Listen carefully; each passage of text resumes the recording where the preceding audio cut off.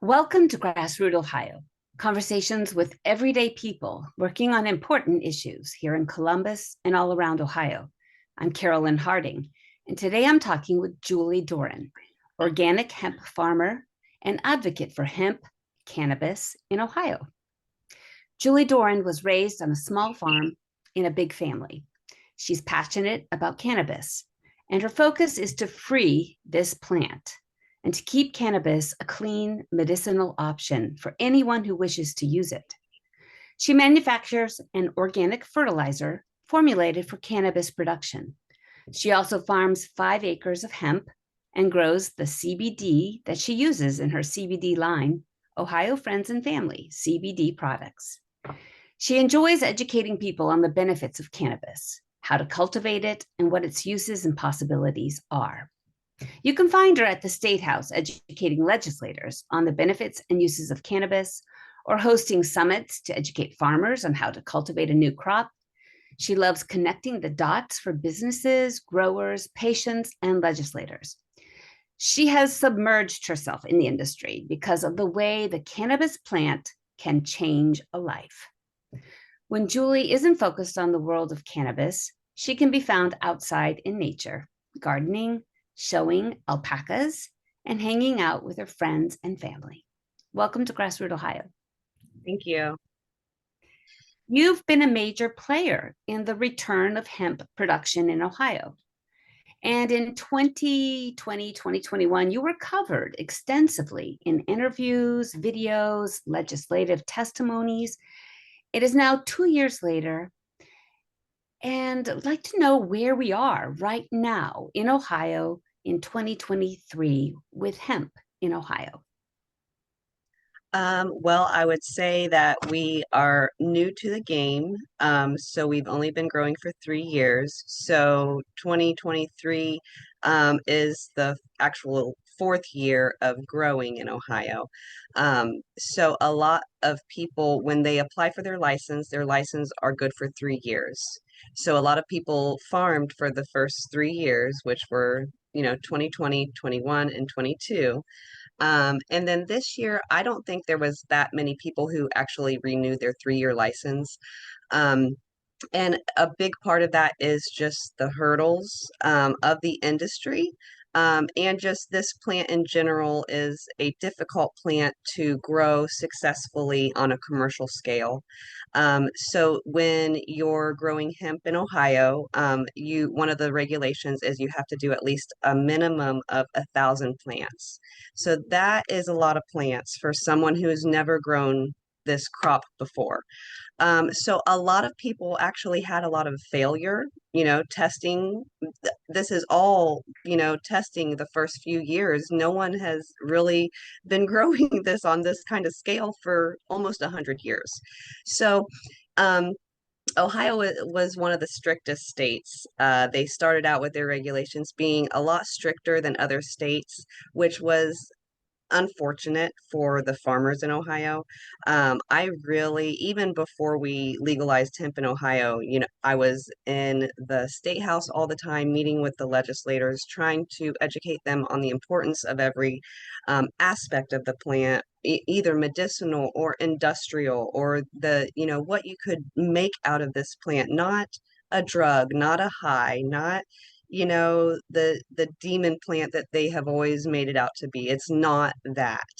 So I wanted to feel comfortable about legalization and legalizing this plant altogether. It is a magical plant.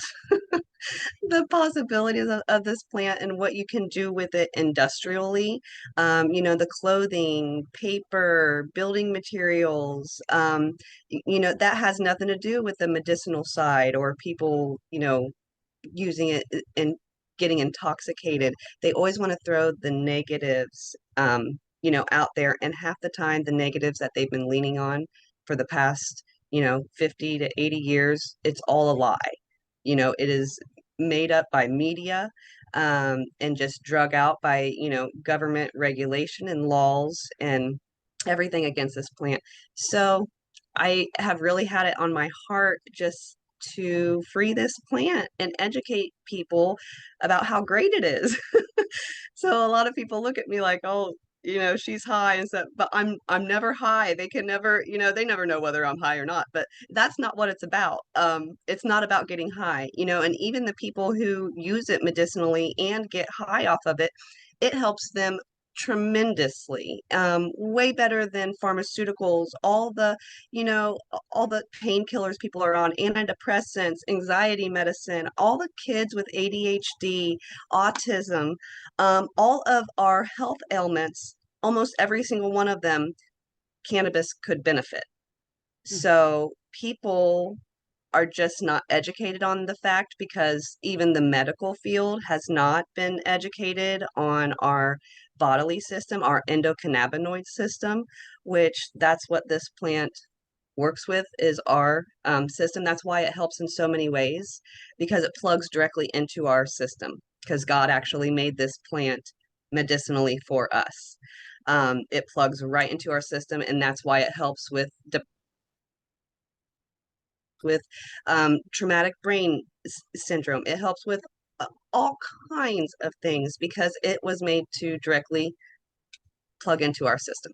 So a lot of people don't know that. So that is really my like backbone, is just pushing education, getting people on the right page, and all together trying to legalize this plant and just free it so we can see what it can actually do. Excellent. What got you started in growing and producing cannabis? In 2012, I was working with my family. I'm a sixth generation farmer, so we are farmers from way, way before I was born. And we manufactured fertilizer. And so in 2012, when they started legalizing on the West Coast, I did use this plant medicinally, and it has changed my life for this. Um, so I've had some traumatic events in my life, and cannabis has really helped me in that way. Um, and so, but just getting into the industry, knowing what it did in my life and what it could do, I'm like, okay, we're legalizing. We need an organic fertilizer because we're in fertilizer. And I felt so strongly about and for this plant. I'm like, all these people are using all these chemicals on this plant to make it grow, 2 or 3 pounds per plant. That's not what this plant is supposed to do. We're supposed, we need to keep it clean for medicine. If you feed it all these chemicals, it'll be just like tobacco. And when people use it, they'll get cancer, they'll get sick, they'll get, I don't want this to happen to cannabis. And tobacco doesn't make you sick. Tobacco doesn't give you cancer. It's all the chemicals that they use when growing and producing, you know, these toxic, you know, tobacco fields. So that was really where I started, was in 2012. I started developing Meg's fertilizer and just growing and testing different products. Everything had to be organic and clean. So that's how I got started, was just, I was already a farmer. It was really important to me to keep it a clean medicinal plant. So I started the Meg's fertilizer line.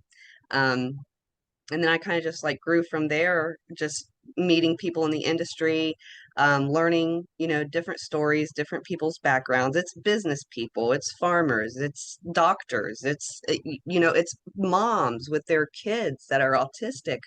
It's seniors that are on handfuls of pills. I talk to these people all the time, and it's all kinds of people.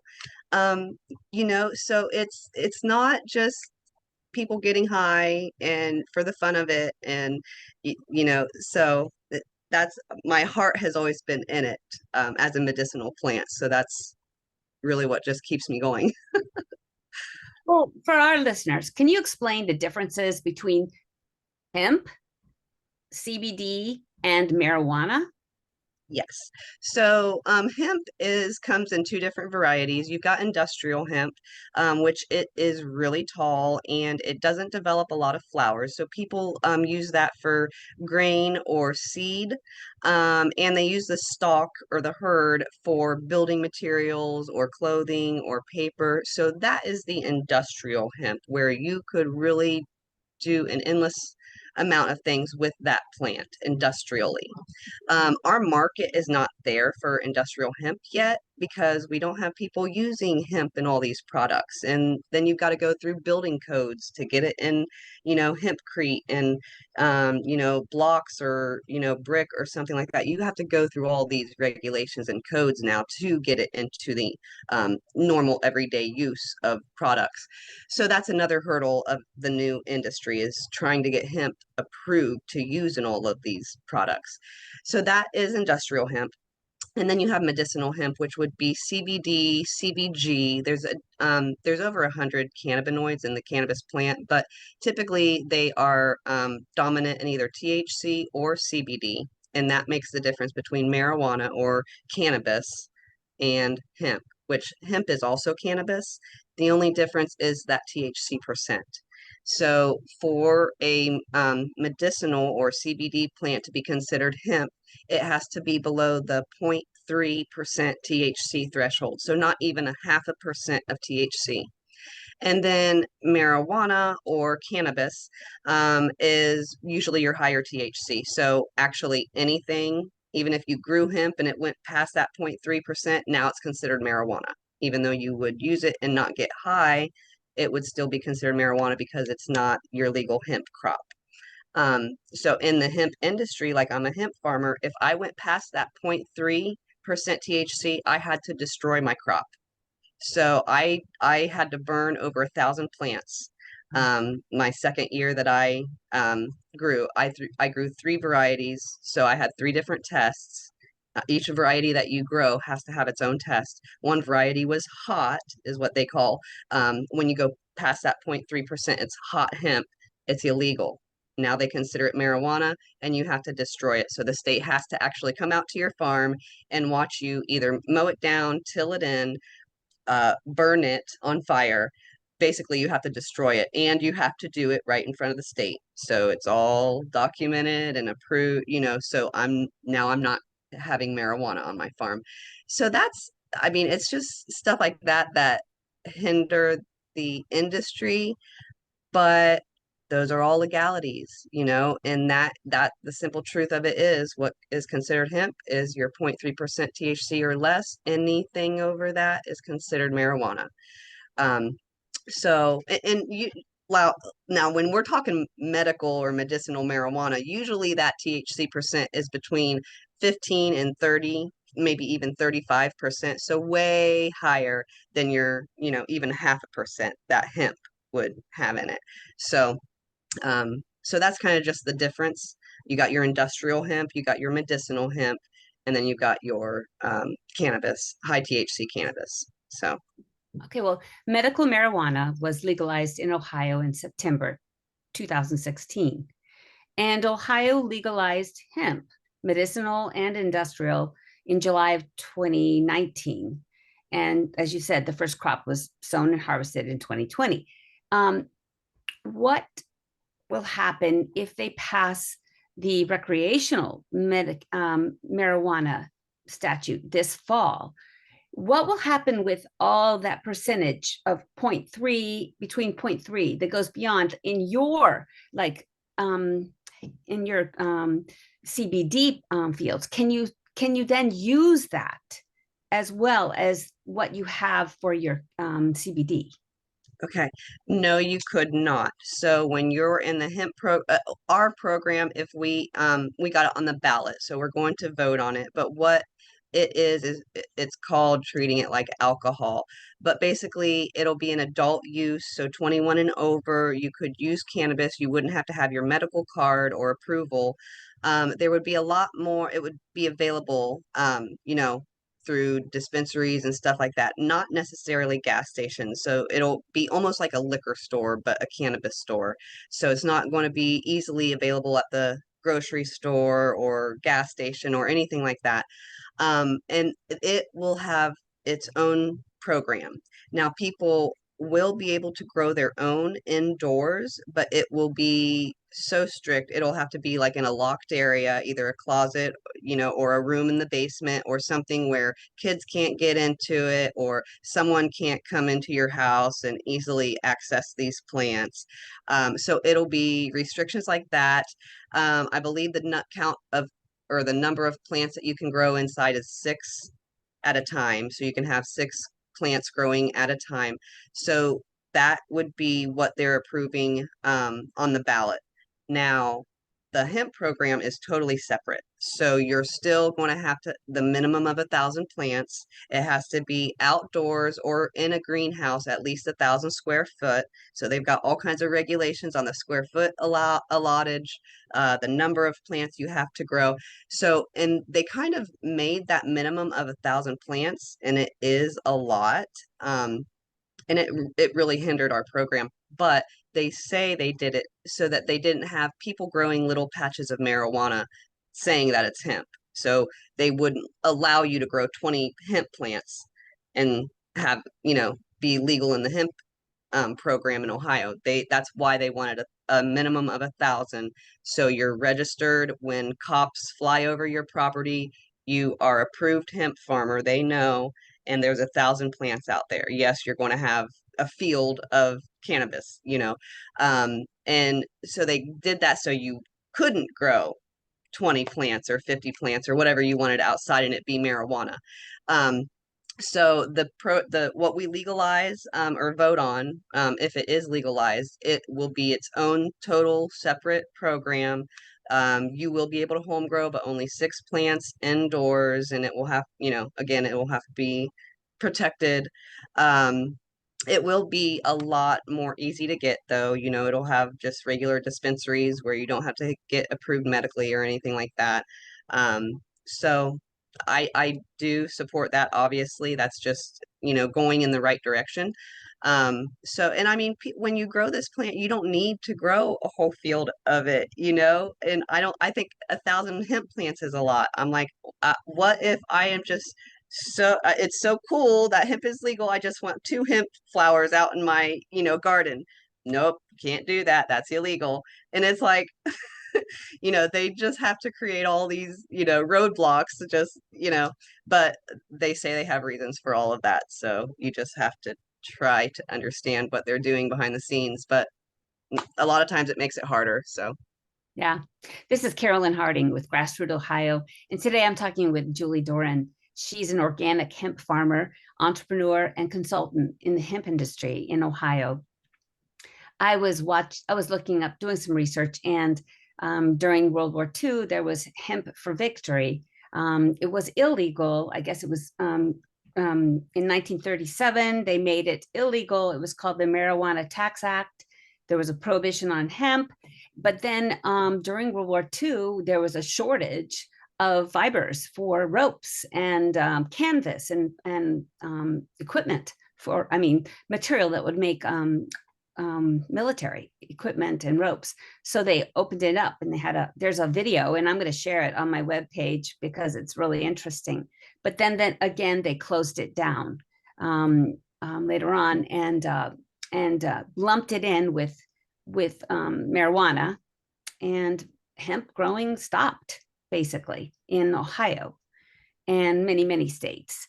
So I would like you to talk about your experience of being a farmer and growing the actual plants, and how has it been? What's worked and what hasn't worked? Yeah.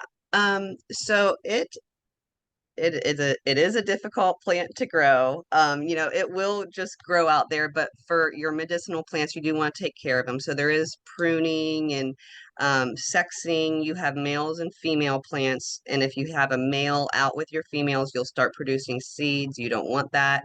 So, like I did 5 acres, and I had 8 people full time out in my field. So they came to the farm, and their job was this field, and they left the field. That's when they got off work. Um, and there is just so much hands-on. I compare it to tomatoes. So, and again, you have to do a minimum of 1,000. So that's a lot. So could you imagine having 1,000 tomatoes and having them beautiful and harvestable at the end of August? So your tomato plants aren't falling over and all rotten and have all these bugs and all kinds of issues. You can't do that, so you have to be out there on top of it almost every day. um it doesn't require a lot of like feeding, like fertilizer or water. Outdoors, you get the rain. So if you have a real dry spell and you don't have rain for like a week or two, then you might water once or twice. I think my first year I might have watered 3 times. And my second year, same thing. So you're not like a lot of people invested a lot of money in, watering the hoses and stuff like that, or all kinds of different things, building buildings and everything. And I tried to warn everybody that this is a new industry. So, in just like any new industry, everything's going to change. The rules are going to change. The equipment's going to change. The suppliers are going to change. Everything is going to change. So, basically, this is all a test on how this plant grows outdoors on a commercial scale in these territories. So, your genetics are all different. Your genetics from Colorado will perform different in Colorado than they would in Ohio. So then you are looking at all new genetics that are, 3 or 4 years old instead of these proven genetics that are from, huge corporations who have done it for years. That's not what this industry is. So it's not that we set it up to fail. It's just that it's a hard plant to grow. It's hard to do it on this big of a commercial scale. The genetics are new, so people don't know what to expect or exactly what you're going to produce. Um, so it's just a lot of hurdles. You just have to, my heart's in the industry, so I love it. If your heart is not into it, if you were doing it to get rich quick, if you were doing it just because, oh, cool, yeah, let's go do this, grow hemp. Um, it's just, you gotta be dedicated to it. And then you'll have beautiful plants, but if not, then it's a lot of hard work to flush down the drain. You don't want to have a hot harvest where you have to destroy everything. I destroyed 1,000 of my plants. That's a lot, but I had 4,500 plants out there. So I'm just lucky that I did different genetics. So not my whole crop didn't go hot and I had to, destroy it all. Um, so I don't know. I like it. I accepted that challenge, I guess. But with the rules and regulations on top of all the growing, it's just hard to grow the plant, and then you've got all the rules and regulations that you have to stay within, testing requirements to send it to a processor after it's harvested and dried and cured. Um, there's just a lot to the game, um, and it's just new. So education is key to get the word out. This is how you grow the crop. This is the nutrients that it requires. This is the weather conditions that we deal with here. They're going to be different weather conditions than in California, in Colorado, or Florida. So you're doing all of this for the first time, so it's a new baby. So if you get into this industry, you have to think of it like that. You have to know that you're going to lose your money. Um, it's experimental right now. Mhm. Um, and that's just where it is because it's so new. So you can't go in expecting, oh, I'm going to make $1 million an acre off hemp. That's not like that. And you can be successful and it is a great crop. It is a magical plant and the things that you can do with it is awesome, but it is a challenge. It is a challenge to grow. Have you discovered a couple strains that are work best in Central Ohio? And will you So use them again? yeah, so with the cooperative, we had 9 genetics that we tested the first year. And the year after that we had 5. So I would always suggest that the farmers grow a few different varieties again. So if you did have a hot crop where you would have to destroy it, you weren't destroying your whole field. You would still have, a couple hundred or 1,000 or whatever you did plants left over to harvest. And so we did a couple of the genetics, like Topaz was a good CBD genetic, Canadian Dream. The white is a good CBG genetic. So a lot of the people in the hemp industry switched from CBD to CBG plants because the CBG plants, this is just a different cannabinoid. Um, would not produce as much THC. So you're almost guaranteed to not go hot.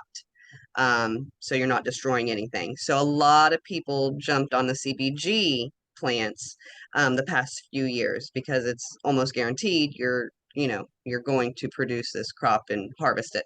Um, so I mean, that just kind of switched. They grow the exact same, produce the exact same. Some genetics will grow a little taller, and some genetics, develop or harvest earlier, have a shorter lifespan. And it's kind of like your early set beans or, corn. You'll have a longer set corn and a short set corn.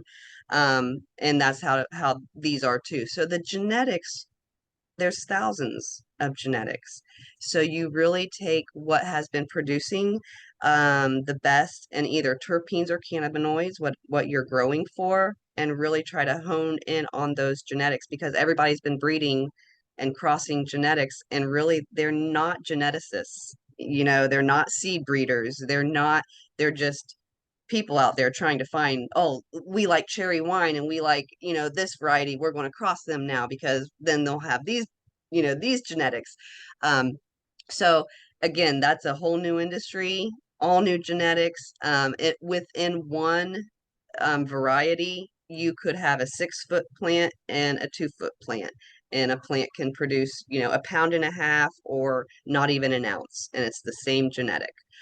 Just because it's not proven yet. They're not bred out. It'll take probably 4 to 5 generations to actually get a proven genetic where you are consistently getting the same thing, from these seeds. So that's another part of the industry. That's a hurdle, but it's new. Everybody that comes into the industry has to remember that this is brand new. So everything's new, everything's experimental. Everything is, what we've learned probably in the past 10 years, pretty much. Um, so it's just that's where it is. So we do have a few genetics that, I stuck with and that I am comfortable telling people, I would go with this or this or this, they always produce good here in Ohio.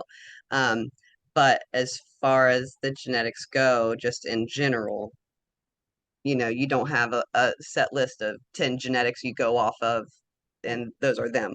There's hundreds.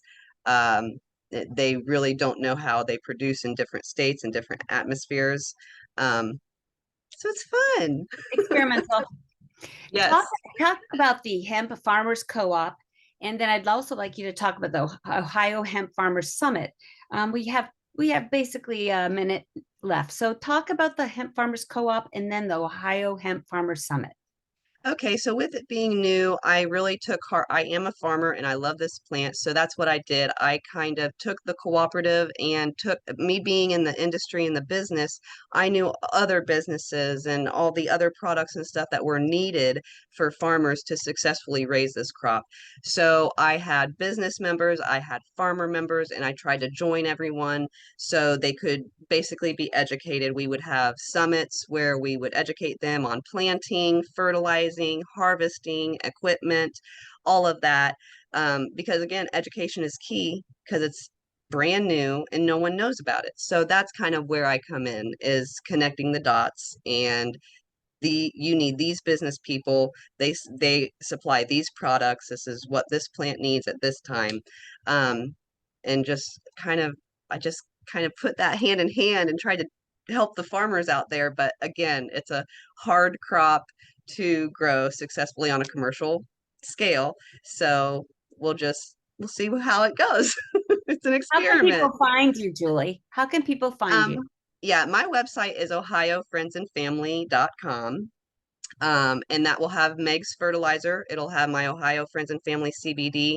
And I also do consulting in the hemp industry. So I have consulting on there where we can set up a call or a Zoom and go through a bunch of information like this. Thanks so much for joining us, Julie. Yeah, no problem. Thank you. You've been listening to GrassRoot Ohio with hemp cannabis farmer, organic farmer, entrepreneur, and advocate for the hemp industry in Ohio, Julie Doran. Thanks so much. Thank you. In addition to our Friday 5 p.m. broadcast on WGRN.org, Columbus, Ohio, GrassRoot Ohio now airs on Sundays at 2 p.m. at WCRSFM.org and at 4 p.m. at WEJPLP in Wheeling, Moundsville, West Virginia. You can find us on SoundCloud, Apple Podcasts, Spotify, YouTube, Facebook, and Instagram. Thanks for joining us.